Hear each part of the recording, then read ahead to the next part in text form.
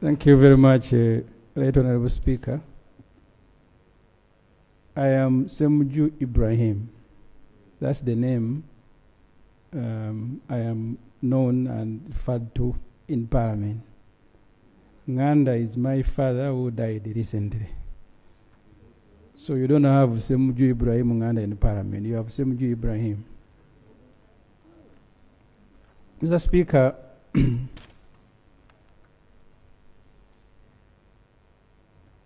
just for emphasis, the supplementary expenditure schedule number 1 amounting to 1 trillion was laid on table on December 19th and referred to the Budget Committee.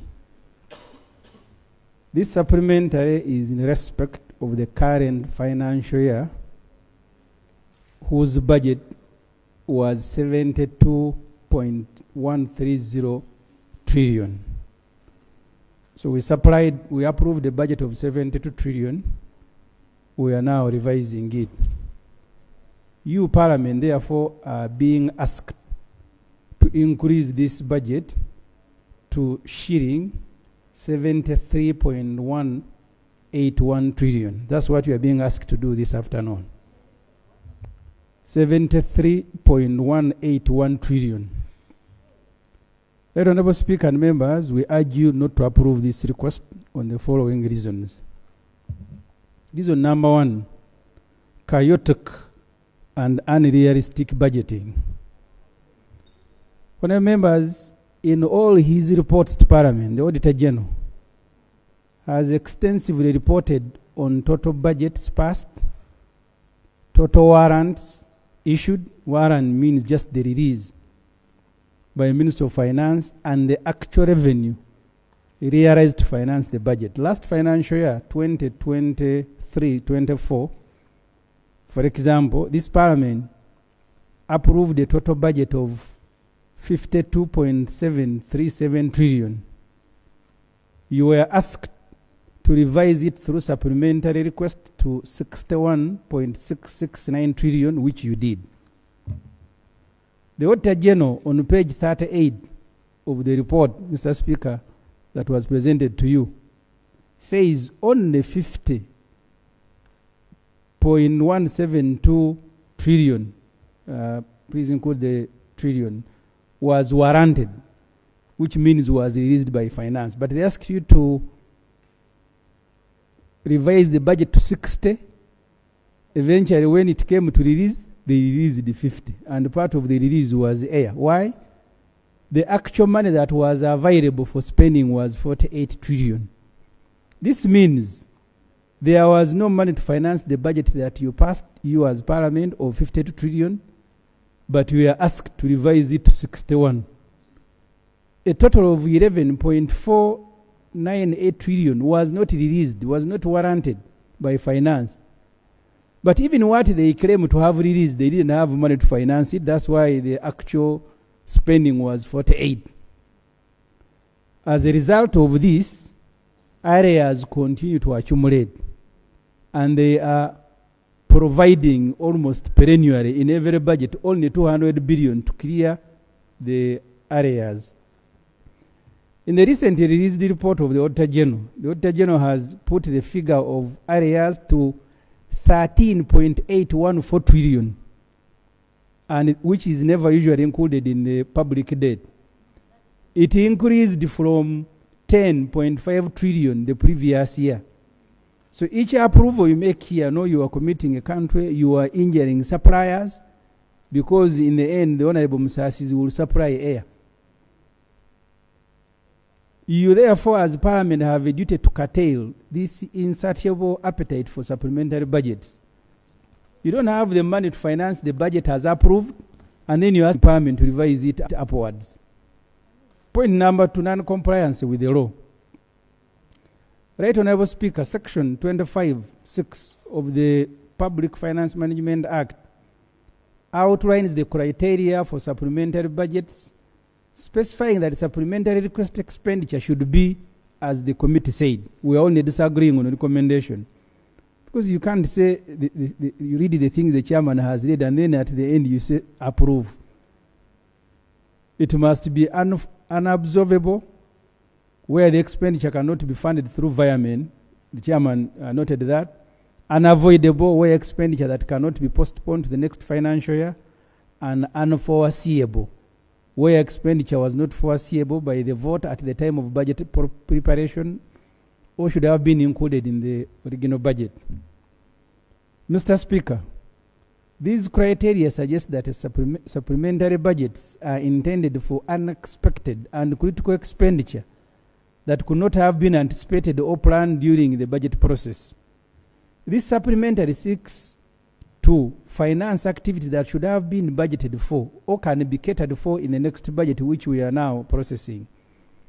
There are many things you've had, festivities in Iteso, Lubowa, Chogam, the whole list. You go, because now, as a parliament, you are under obligation to begin checking every request against the law and then see if it fits. That test my committee failed. That's why I'm here to alert you. On page 326 of the Auditor General's report, the Auditor General says, supplementary funding amounting to 2 trillion was not warranted, defeating the purpose for which the funds were appropriated. Even what they come here to ask as supplementary, they don't have money for it. And I will come back to this. So last financial year, all the amount of money is passed as supplementary. There was no money to finance that supplementary. And then you ask, he's asking, how do you know? I'm saying, Auditor General, be attentive. Right, Honorable Speaker.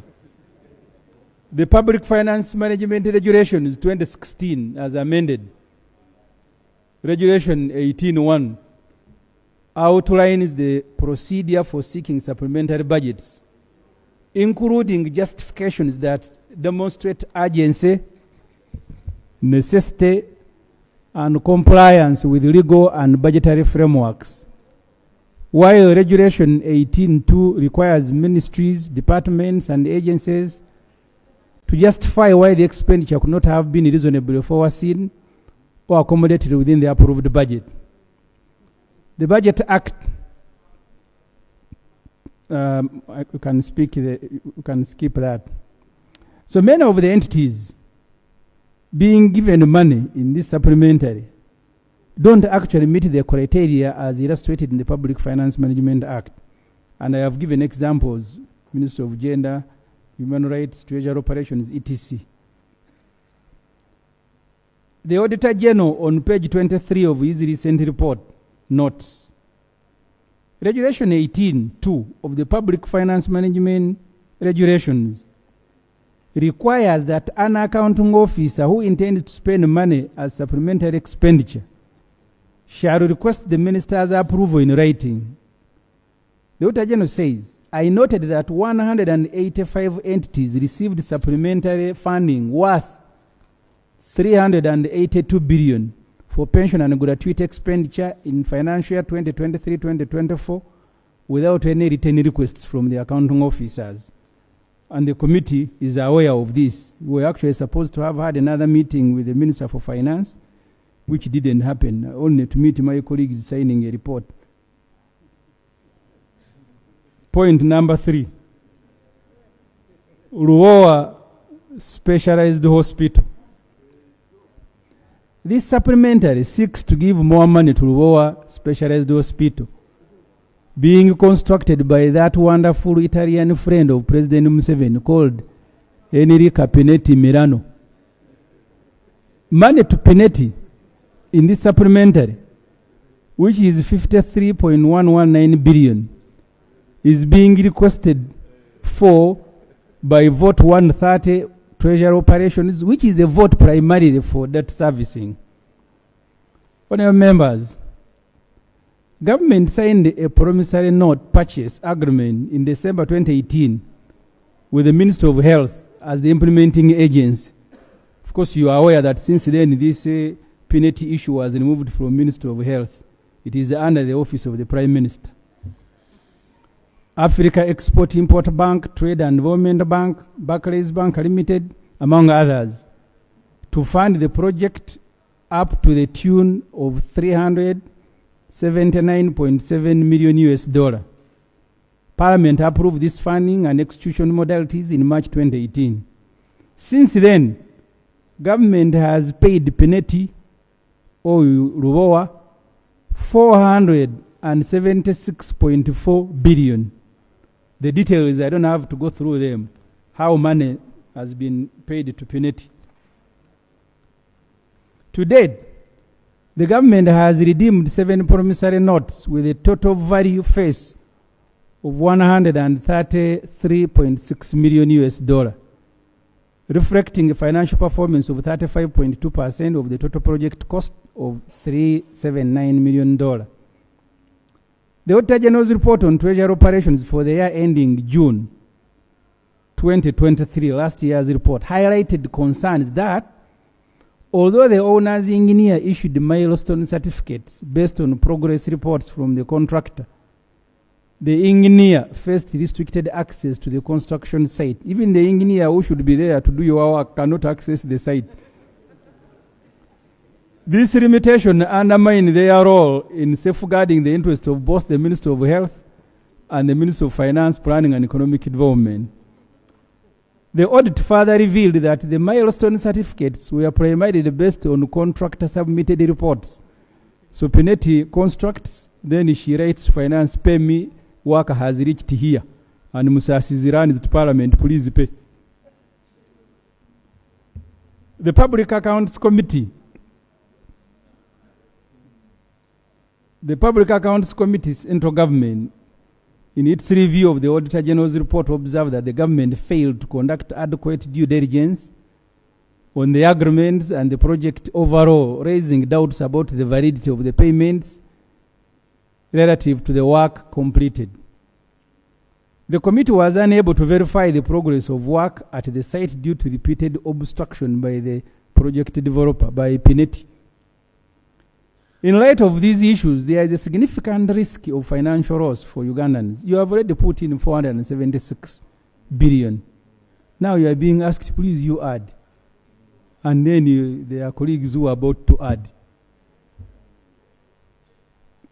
It is recommended that the project be halted until a special audit report is completed and Parliament can deliberate on its findings.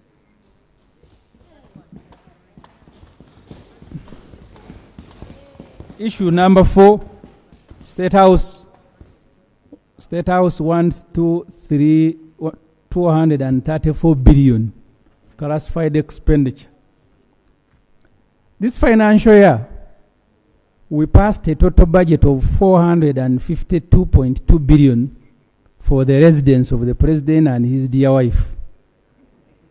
President and his wife, because all their known children are now adults that are not catered for by the law on Presidential Emoluments and Benefits Act. These are issues of law, even if you want to be emotional about them. The law states who should benefit. State House is a creation of this law. It is a home for things like sleeping and not work.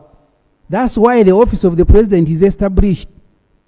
The occupant of State House is expected to wake up every day and goes to President's office to work. He's not expected to turn himself into an extension work, supervising sugarcane growing in Usoga and poultry farms in Bunyoro, taking photos behind heaps of eggs. The occupants of State House are requesting $234.75 billion. Mbo. It is classified expenditure. That the shilling 81.6 billion you gave them in the current budget as classified expenditure has been exhausted. Because in the budget, you gave them 81 billion. Now the 81 is finished. They want 234 classified. The shilling 234 billion will bring total State House budget to 686.6 billion just by halfway of the financial year. Remember, this is just the first supplementary request this financial year. Last year, we processed 3 supplementary requests, bringing total State House budget to 802 billion. If you colleagues, especially NRM, you allow this request, it will mean that you have given the occupant of State House 315 billion in classified expenditure. This residency is the only one in the world. Mind you, you will never know how this money is utilized. They account to themselves when it comes to classified expenditure. There is absolutely, I will respond to you when I am finishing. There is absolutely no doubt in our mind that part of this money is for campaign and the rest is for personal use. Someone should tell me, what classified thing does our president do in State House? And even if it were to be there, does it cost 315 billion a year? Right, Honorable Speaker. State House uses classified expenditure as a trick to increase its budget. Last financial year, take note, Parliament approved the total budget of State House 421.9 billion for State House. They increased it to 799.8 billion through 3 supplementaries. Total supplementary request for State House was 456 billion, bigger than the budget that you had actually passed for them. The supplementary was bigger than the budget. Classified expenditure, which is security, should be requested for by defense, police, ISO, and ESO. This is one way of enriching occupants of State House. Can you imagine these fellows are swimming in money while the country's road network continues to deteriorate? In Morago, the intensive care unit has 27 beds, but only 15 are working. No money to recruit staff. But the residence has a Honorable Speaker and honorable members. The Chief of Defense Forces, he keeps asking, what do you know now? Listen. The Chief of Defense Forces, General Moses Kainerugaba, has already called members who sit on Defense Committee as clowns and idiots. He also called a member of this House, the immediate Deputy CDF General Rueru, a buffoon. We need to examine how we conduct parliamentary business. This is for you. If they throw a supplementary like this that does not comply with the law and you pass it, they will reward you by calling you idiots and clowns. It is entirely up to you. I beg to move, Mr. Speaker.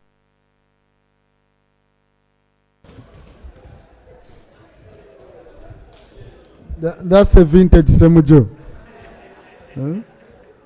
Thank you, Honorable. So, colleagues, we are going to have a debate which starts now. Honorable Speaker, I just want to remind colleagues that I'm a former minister, shadow, for Science, Innovation and Technology in the alternative government, and currently the Deputy Chair, Park Central. Right, Honorable Speaker, this is an opportunity for Parliament to deeply think about how we hand a budget, especially in the line of implementation or execution. This has been a query in the reports of the Auditor General for the last 5 years. I stand to support the minority report that we don't pass this supplementary, Right, Honorable Speaker. Reason 1, Right, Honorable Speaker, when you look at execution of the budget for this current financial, that is at 72 trillion, we have made a projection of 57 trillion under the budget framework paper for next financial year, meaning that the budget is now reducing from 72 to 57. We are looking, the Auditor General clearly indicated the performance of the financial 23-24. The physical performance or actual performance was at 48 trillion, meaning we still operate on a realistic budget. We still have deficits under budgeting. Right, Honorable Speaker, I call upon colleagues. This is the time we have. The time is now to look into the budget and bring to shape the Honorable Msas and the team. Because their confusion is now making us to be called clowns by Muhoza and the team. Because that is what we are. We cannot pass such a supplementary where we have been given opportunity. Opportunity, Right, Honorable Speaker. This House has the mandate to appropriate. Now, Right, Honorable Speaker, go back to the issue of domestic arrears. Right, Honorable Speaker, the issue of domestic arrears, they have allocated some money to national water and some money to the internal security organization. That is close to 14 billion, and the other amount is close to... Right, Honorable Speaker. When you look at the stock... You don't allocate yourself time, please. Sorry, Right, Honorable Speaker. I request for a minute. No, you Kindly. don't request when you're in a microphone.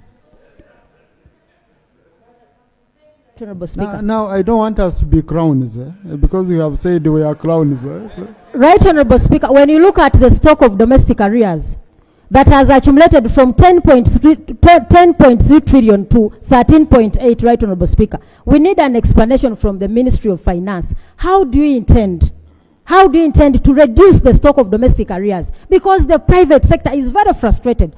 You are here paying money to Lubowa Hospital where we were denied access. You are talking about a financial performance of 35%. You don't talk about the physical. How much has been executed physically versus the financial performance. Honorable colleagues, I want to move you. Don't pass this supplementary. This will be an indicator to the people out there that this is a parliament that is as serious and not clowns, as said by the Honorable the Chief of Defense Forces. Thank you, Right, Honorable Speaker. Honorable Mero. I think that government needs to get organized. It's good the Prime Minister has finally walked in. We are in the budget process currently. There are things that are priority to you as government. Bring them now during the budget process. I don't know why you want to bring them through supplementaries, which is unforeseen, unexpected, an emergency situation of sorts. Supplementaries should contain things like Chitezi has happened, Bududa landslides, because that is unforeseen.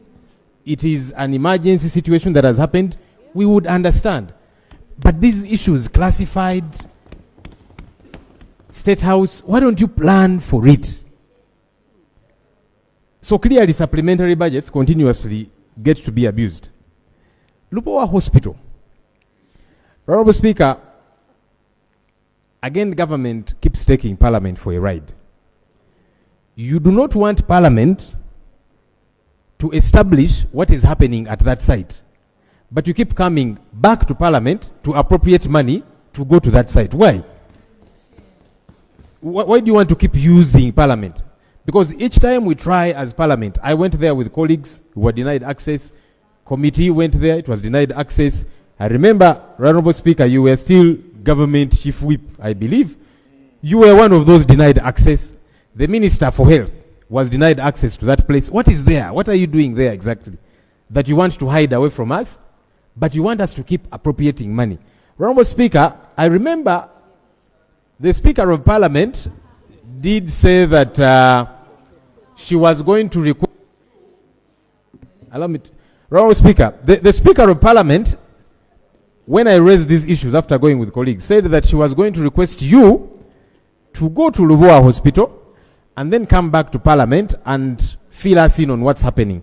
Maybe, Honorable Speaker, you might know, because we are constrained to keep passing money for a project we do not understand, we don't know about, government does not want us to supervise. It is not right. Finally, Honorable Speaker, I think that as government prioritizes these classifieds and so on and so forth, maybe it would make sense if this supplementary was about domestic arrears. Honorable Speaker, we have so many Ugandans that have accorded services and products to government, and government has refused to pay. That money is over 10 trillion shillings. People's businesses are closing. They have acquired loans so that they can do business with government, but government doesn't want to pay. I don't know why you keep consuming these services and products and you don't want to pay. Maybe bring us supplementaries about that, because we should be more interested in our Ugandan business persons whose businesses are crumbling, their houses are being sold, people are dying because of pressure, and government doesn't want to pay. Why? Thank you. Thank you, Rob. Maybe for the record, I went to Lubowa Hospital. Yes, I'm sorry. I forgot to tell you this, but I went to Lubowa Hospital. And honorable colleagues, I can tell you the work, in fact, I've gone there twice. The work is very impressive now. I've used the word now. No, and I think the committee, I saw the Committee on Presidential Affairs visited. So what I'm going to do, I will request Prime Minister to arrange also rope goes, because Let me finish reporting what I saw. And when I went, I even had to interact with our young people who are working there. 700 are working, and they are working 24/7, even on Sunday. Because one day visited on a Sunday, another day visited on a Wednesday. And the contractor, whom they gave the contract, Technovia, told me that by the end of this April, they will have finished all structure works. That's, I'm reporting, and it's very important for me what I saw. So, yes, and Right Honorable, I will request you arrange for Lop to visit with his team. Let the Prime Minister first finish, then Honorable. Right Honorable Speaker and Honorable Members, Happy New Year. Right Honorable Speaker, you have been spot on. We can arrange for the leader of opposition and other colleagues to visit. Colleagues, the work that is there now is at 61.8% complete. Physical. And I am reliably informed that all the equipment that is supposed to be used in that hospital is already manufactured and procured. Yes, the staff who are supposed to work in that hospital are still undergoing training in Italy. Right Honorable Speaker, I can confidently say as of now, we are at 61.8% complete. Colleagues, the contractor, like he has said, I have been there once. The contractor, the Technovia, is an international contractor. And they are working day and night. I request that we should give the money so that we complete this in April. I'm being sincere to you. You are going to go there yourselves. I have never, me, Nabanjja, I am a strong Catholic. And you know that I call a spade a spade. I always, you know that for me, when it comes to truth, and only the truth, I'll tell you the truth. So, I am being sincere to you. Let us support the contractor so that by April we have our hospital. Yeah.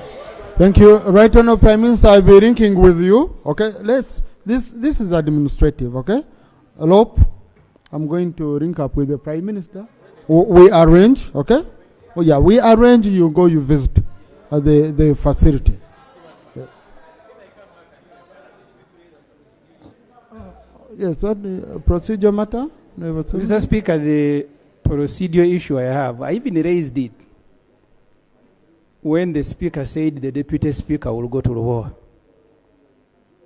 I asked her, a Speaker who is protected by the rules cannot debate. How will a Deputy Speaker present a report? I asked it. We signed a contract, and the Minister of Health was supposed to represent Uganda. The Honorable Ruth Acheng, a medical person, and her team went there, they were chased. The contract was now put under the Prime Minister and Honorable Robin Nabanjja, who I respect, but she's not a medical person. The Auditor General has told you the engineer has been stopped access. I am saying the Auditor General. And we are paying on the basis of information provided by the engineer of Penetti. Right, Honorable Speaker.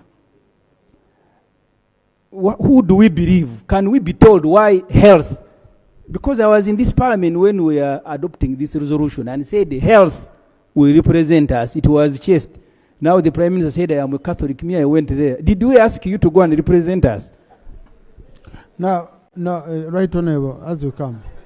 Now, honorable colleagues, let's admit, okay, what I can admit, and really, it is an open secret that there were problems, okay?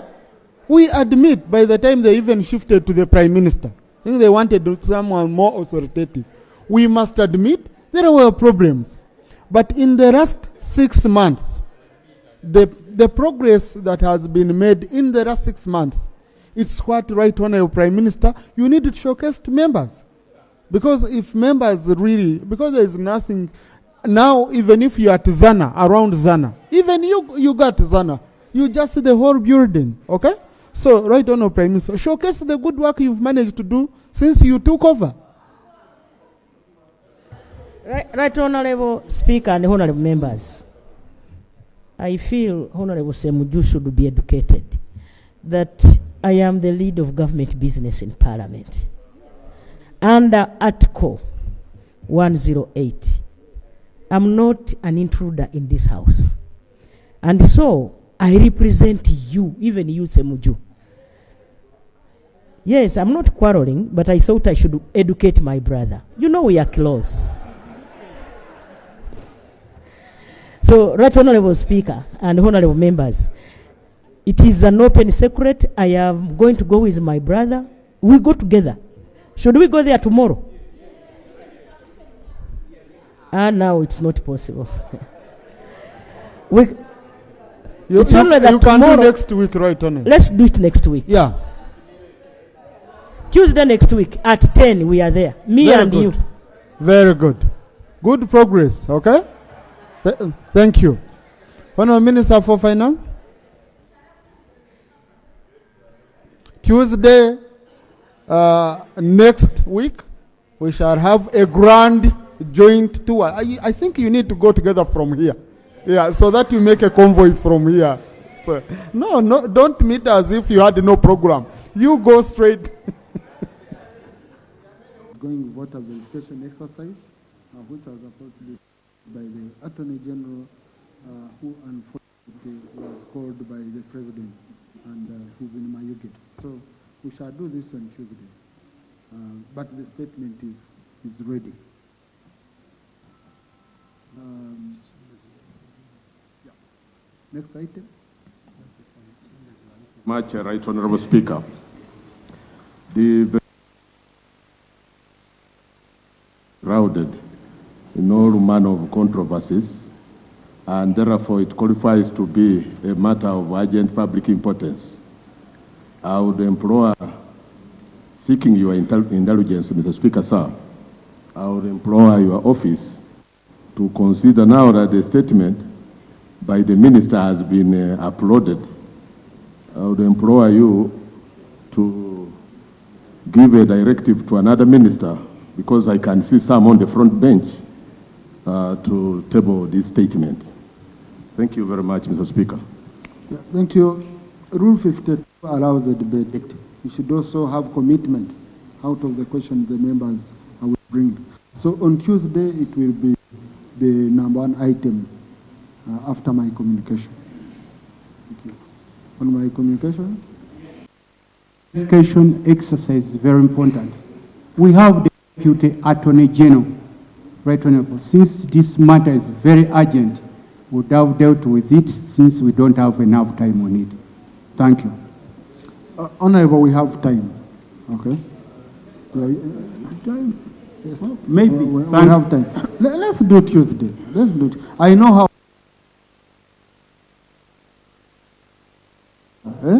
To be trying and you no, Honorable Tamax, please take your seat. Can't keep crisscrossing, moving around. And power transmission line. You want to speak to your motion? For which no amount has been appropriated for by that act, a supplementary estimate showing the sums required or spent shall be laid down before Parliament within 4 months of the money being spent. The total supplementary expenditure that requires additional resources over and above what is approved by Parliament shall not exceed 3 funded supplementary, that is Uganda shillings 97.263 billion. Vote 003, Office of the Prime Minister, Uganda shillings 12.635 billion.